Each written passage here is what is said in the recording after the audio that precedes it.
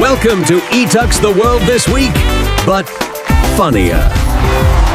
Big headlines, bigger size, shall we? It feels like it's been one of those weeks where reality's loading bar is just, stuck at 12%. So let's see if we can maybe nudge it along. And that, right there, is our theme for today. Spectacular cognitive dissonance. It's the incredible human art of holding two completely opposite ideas in your head at the same time without, your brain turning into scrambled eggs. Seems to be a bit of a national pastime lately. So first up, let's take a little trip to our favorite theme park, the political irony machine. This week's main attraction? Oh, it's a masterclass in self-satire. You're gonna love it. Okay, so check this out. On one side of the screen, you've got the U.S. government, which is basically shut down. Federal workers are sitting at home, national parks have gone fishing signs up, all because they can't agree on how to fund things at home. But while the lights are off in Washington, they've somehow managed to find the spare change to wire an absolute fortune abroad. $20 billion with a B. That's what's being sent to Argentina. It's a move one senator called a, and I quote, slap in the face to American families. It kind of seems like taking care of your own citizens is on the we'll get to it list, while geopolitical favors are on the must-have overnight shipping list. I mean, this quote just absolutely nails it, doesn't it?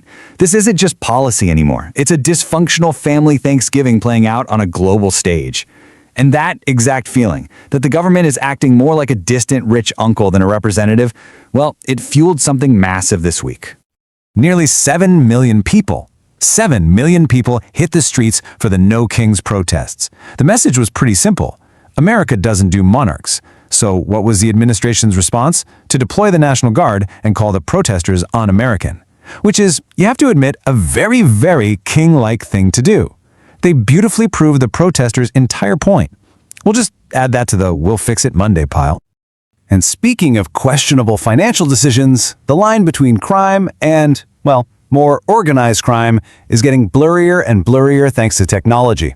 You might have heard of a pig butchering scam. It's this particularly nasty kind of fraud where scammers build a whole relationship with you, fattening you up with trust before they just completely drain your accounts with fake crypto investments. It's methodical, it's cruel, and now it's operating on an industrial scale. The Department of Justice just took down one of Asia's largest criminal syndicates. They were operating these forced labor scam compounds and seized a staggering $15 billion in Bitcoin. But here's the kicker. This wasn't just some crime ring. It was run like a Fortune 500 company. The founder even used the profits to buy a Picasso. Because, nothing says I'm a legitimate businessman quite like laundering money from forced labor through a priceless piece of modern art. And that brings us to our next great paradox, technology's double-edged sword. This week, AI offered us a cure for cancer, while at the same time hinting it might be turning our brains to complete mush. Plot twist incoming. First, the jaw-droppingly good news. I mean, really good. Researchers used AI to crack a huge problem in cancer treatment. See, some tumors are like ninjas, right? They hide from our immune system. This AI figured out how to basically rip off their masks, making them visible so our own bodies can fight them. This is a monumental breakthrough. An algorithm is literally teaching our bodies how to heal themselves. Amazing. And then, the whiplash. A new study found that when students use AI to write their essays, the parts of their brains responsible for things like, critical thinking, they just go dark. They outsource the effort so completely they couldn't even remember what their own papers said. Some experts are starting to call this a stupidogenic society, an environment that is literally designed to make us dumber. And this chart really tells the whole story, doesn't it? Our brains need a workout to get stronger, but AI is offering us a world with absolutely no mental heavy lifting. So there it is, the paradox. We're building machines that can cure cancer, but we might be becoming too intellectually lazy to even understand how they work. And the pace is just staggering. We went from the first clunky computer to quantum arrays that can do, quantum things, and now AI is generating entire movie scenes from a single text prompt. We are building machines that will soon be solving problems we're not even smart enough to imagine. And hey, if you think things are getting weird down here on Earth, just look up. Apparently, the universe has decided that the laws of physics are more like friendly suggestions. Yep.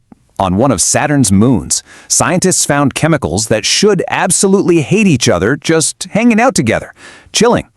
It breaks a fundamental rule of chemistry that's been solid for 200 years. So, if basic physics is falling apart millions of miles away, is it any wonder things are a little chaotic down here? Back on Earth, the market is adapting with its usual grace and subtlety. With all these new weight loss drugs causing people to eat less, what's Big Food's big idea? They're calling it premiumization. Yep, after decades of screaming, supersize it, they're now going to sell us less food for more money. So get ready for the exciting new era of the $12 luxury cracker. And that, my friends, brings us to our final segment, where the line between news and a full-blown fever dream has officially been erased. Welcome to the Florida versus the Robots Absurdity Index. First up, from Florida, a true masterpiece of criminal irony.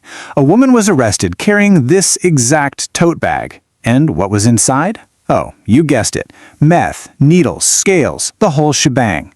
This isn't just a crime, it's performance art. She was practically begging the universe to notice, and the universe, in the form of the local sheriff, obliged. Respectfully, lol, no. Not to be outdone, lawmakers in Oklahoma spent valuable legislative time, your tax dollars at work, to legalize robot chicken fights. Yes, you heard me correctly. To solve the moral problem of cockfighting, their big solution is to have a live rooster fight a machine as long as the rooster doesn't get hurt. We are officially one small step away from Westworld, but with chickens. And this really captures the whole situation, doesn't it? Who can we possibly trust to make sense of all this madness? Well, apparently it's South Park. A new episode this week perfectly lampooned a tech billionaire, cementing the show's status as one of our most reliable sources of social commentary. When four foul-mouthed cartoon kids are your most trusted news anchors, you know things have gotten weird. So that was the week, everyone. We're curing cancer with AI, and we're legalizing robot chicken fights. If that doesn't prove we are capable of spectacular genius and spectacular absurdity, often in the very same breath, I don't know what does. And that's our time. The cognitive dissonance just keeps on rolling. Until next week, be kind, stay curious, and please, for the love of all that is holy, hydrate your opinions. Thanks for hanging out.